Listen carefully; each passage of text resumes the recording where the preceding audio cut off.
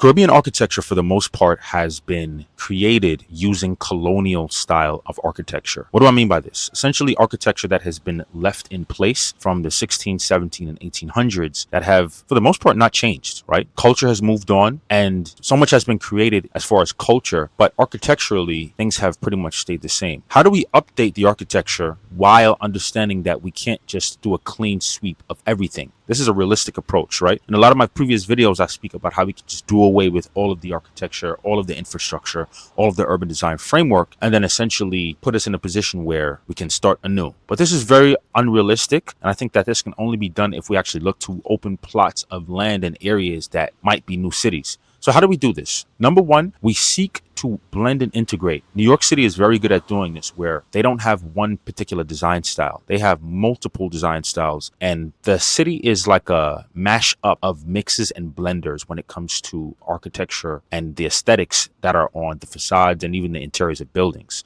So we have to look at areas that could be essentially created anew. That's number one. Number two is to take these Caribbean symbols that we've created and take the architecture and create a sort of skin, a cladding, a facade that we can actually put on existing structures.